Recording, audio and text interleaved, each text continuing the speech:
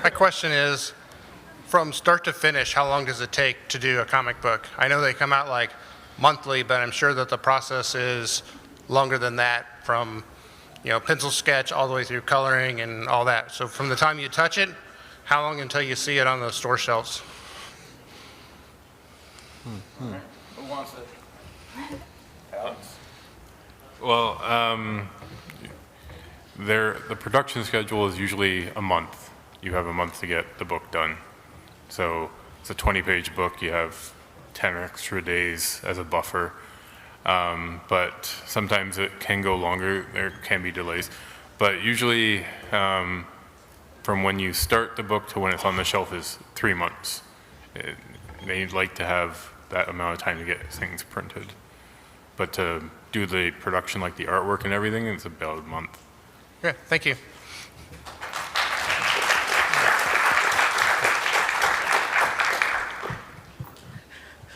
Was there any ridiculous crossover with Transformers that you've wanted to do? I think Ninja Turtles and Transformers would have been a lot of fun since they were both at IDW.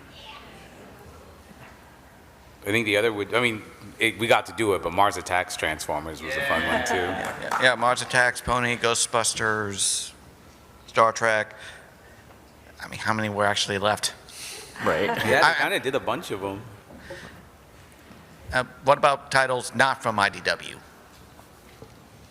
It's not really a comic book, but I've always been a big Metroid fan growing up. I thought, sort of outer space thing with Transformers and like Samus and all that would have been really cool. Yeah. Sonic and Transformers feels like it should have happened. Again, they got it's still the same house, but that would have been great. Okay, thank you. Yeah.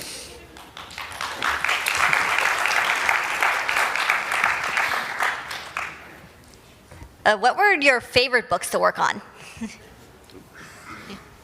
Like, what did you have the most fun drawing? I really did have a lot of fun working on Beast Wars. I know it was kind of controversial for some fans. Didn't appreciate that I didn't draw the cartoon exactly, which it was whatever.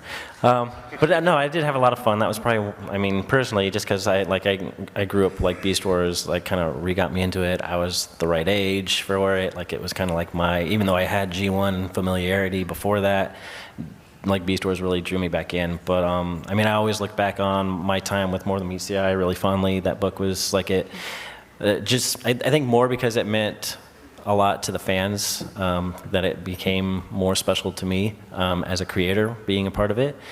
And so, working on the records too, that one kind of, I almost see them as the same book in a way. But yeah, all the good ones, they're all great to work on.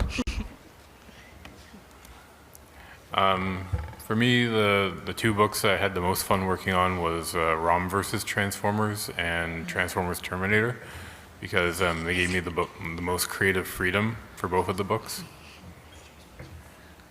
Yeah, ROM vs. Transformers was probably the more fun recent book I did with Alex. And then Reign of Starscream was also another fun one, but that was also with Alex. There's a few books that mean a lot to me personally, but I would say in terms of just fun, Lost Light number 20 was probably the most fun I had working on a comic, and it was mostly because these guys all worked so hard for years and years on that book, and there's such a passionate fandom for it. And I just stepped in and got to draw the climactic confrontation between Rodimus and Getaway. And, it definitely got the biggest reaction of anything I've ever done, which is a lot of fun. Yeah, it's similar for me. I really enjoyed getting to play for on Lost Light. I did just 8 pages, I think, or something like that. It wasn't even a full book, wasn't even half book, but just playing with these characters that I've grown to love. Reading the comics was pretty amazing. And obviously just Till All Are One with Maregrid, she's so amazing. She's just an incredible, incredible person, and I was just really lucky to get to illustrate the stories she wanted to tell.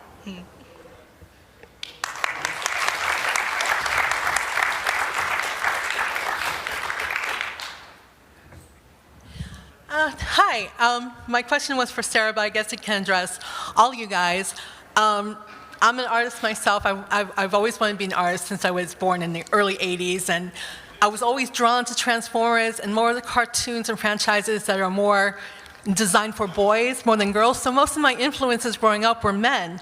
So my question for you and everyone is, did you have any female influences, or is there like modern female artists that you really admire that you can name? Gosh, I'm really terrible at names. But I also I'm the only girl in a family. I have 2 brothers. My mom did not care for art and whatsoever.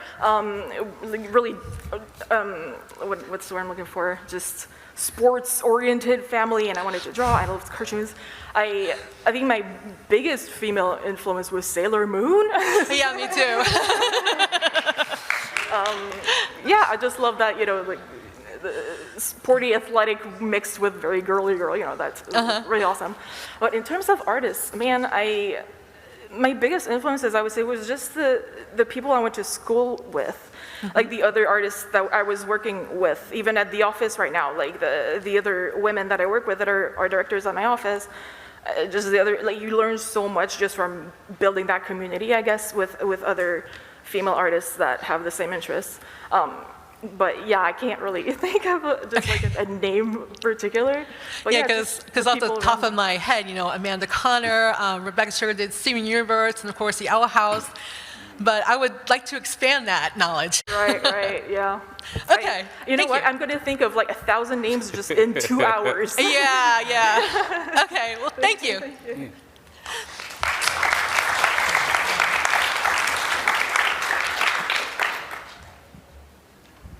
Is this working? Awesome.